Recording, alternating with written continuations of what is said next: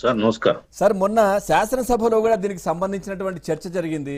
Land titling act కావచ్చు, దాని ద్వారా 22A చట్ట సవరణ చేసి ఏ విధంగా దోపిడీ చేశారు, ఏం జరిగింది, శాసనసభ్యుల ల్యాండ్సే ఇటు జనసేన కావచ్చు టీడీపీకి సంబంధించిన వాళ్ళ భూములే ఏ విధంగా లాక్కున్నారు పూర్తిగా వివరించారు. ఎట్లా ముందుకెళ్తున్నారు సార్, ఏంటి చర్యలు ఎట్లా ఉండే అవకాశం ఉంది, ఏం చెప్తారు సార్? ముందుగా మీకు పెద్దలు అంకమరావు గారికి హృదయపూర్వక నమస్కారం సార్. నమస్తే. శాసనసభలో మండలిలో చర్చ చేపట్టింది ప్రభుత్వం అంటేనే ఈ విషయంలో చాలా వ్యూహాత్మకంగా ప్రభుత్వం ముందుకెళ్తుంది సార్. అంటే ఇది ఒక మేధావి అయినటువంటి పరిపాలనా దక్షుడైనటువంటి రాజకీయ దురంధుడైనటువంటి చంద్రబాబు నాయుడు గారి నేతృత్వంలో నడుస్తున్నటువంటి కూటమి ప్రభుత్వం. ఇక్కడ దుందుడుకు చర్యలు ఉండవు, తప్పటడుగులు అసలు ఉండవు. చాలా ఆచితూచి అది ఏ విధంగా గత ప్రభుత్వం ఈ రాష్ట్రాన్ని లూటీ చేసిందనే దాని మీద అన్ని కోణాల్లో కూడా చర్చ జరుగుతుంది, విచారణ జరుగుతుంది. అన్ని రకాల డిపార్ట్మెంట్ల నుండి కూడా, శాఖల నుండి కూడా వాళ్ళు నివేదికలు తెచ్చుకుంటున్నారు. సీఎం గారు అవి స్టడీ చేస్తున్నారు. దానికి ప్రత్యేకంగా మళ్ళీ కొంతమంది ఐఏఎస్ అధికారులతో దాన్ని మళ్ళీ ఇంకా లోతుగా అధ్యయనం చేస్తున్నారు. చేసిన తర్వాత విషయాన్ని బయటికి తీసుకొచ్చి దానికి రెమెడీ అనేది చూపించబోతున్నారు ఇంకా కూడా. ఎందుకంటే అసలు భూమి కోసం, భక్తి కోసం, కూలి కోసం ఉద్యమాలు జరిగినటువంటి పోతుగడ్డ ఈ ఆంధ్రప్రదేశ్ అనే విప్లవాల పురిటిగడ్డ. ఇటువంటి పోతుగడ్డ పైన ఈ భూమి అనేది పేదవాడికి లేకుండా లాక్కునే ఒక నల్ల చట్టాన్ని, చీకటి కోణాన్ని 5 ఏళ్లలో జగన్మోహన్ రెడ్డి ప్రభుత్వం ఆచరణలోకి తీసుకొచ్చి అమలు చేసి దోచుకోవడం జరిగింది. ఉదాహరణకు 12,000 ఎకరాలు గత ఎన్టీ రామారావు గారు ఉన్నప్పుడు దళితులకు ఇచ్చినటువంటి పట్టా భూముల్ని లాక్కున్నటువంటి గనుడు పైగా ఏం చెప్తాడండి? దళితులు నా మేనమామలు అని చెప్తాడు. ఇది దళితుల ప్రభుత్వం అని చెప్పేవాడు.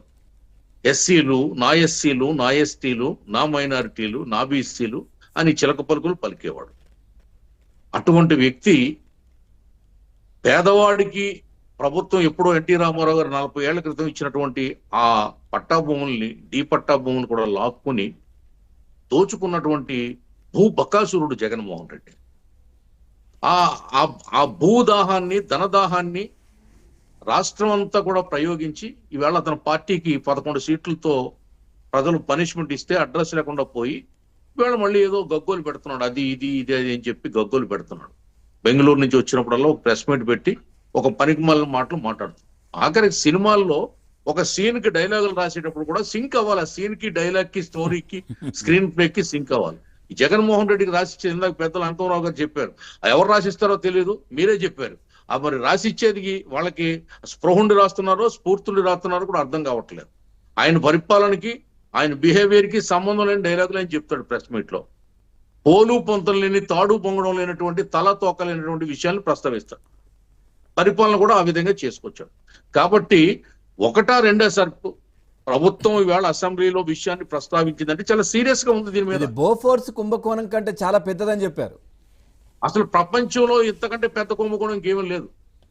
బోఫోర్స్ కాదండి, అసలు దీన్ని మించిన అత్యంత ఖరీదైన కుంభకోణం అవును ఇదే భూ కుంభకోణం.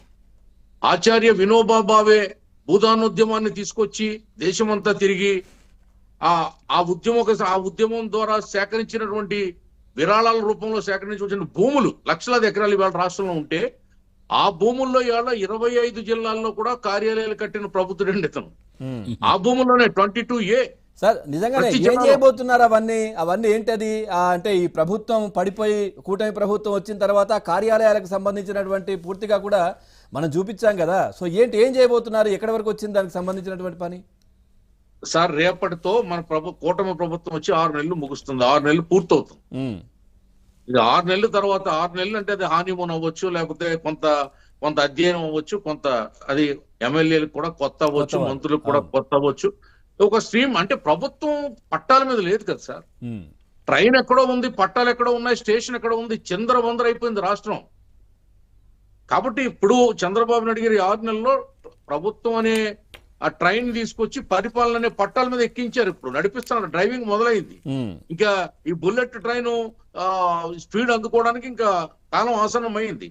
డెఫినెట్ గా చట్టపరమైనటువంటి చర్యలు, ఏదైతే లాక్కున్న భూములు ఉన్నాయో ఆ భూములతో పాటు ఈ భూము వకాసురులు ఎవరైతే ఉన్నారో వైసీపీలో జగన్మోహన్ రెడ్డి ముఠా ఎవరైతే ఉన్నారో, మాజీ మంత్రులు, సలహాదారులు, మాజీ శాసనసభ్యులు, పార్లమెంటు సభ్యులు, వాళ్ళ కుటుంబ సభ్యులు, వాళ్ళ బంధువులు, వీళ్ళందరూ ఉన్నారు కదా, వాళ్ళందరూ కూడా తప్పకుండా ఇందులో శిక్షార్హులు అవుతారు, పట్టుకుంటారు, లోపల పెడతారు. వాళ్ళు ఎవరికి బయటికి రారు, వాళ్ళు తాట తీయడం ఖాయం. రైట్. అంకంరావు గారు, దాదాపుగా 7,000 ఎకరాల పైన అన్యాక్రాంతమైంది. దీంట్లో అవకతవకలు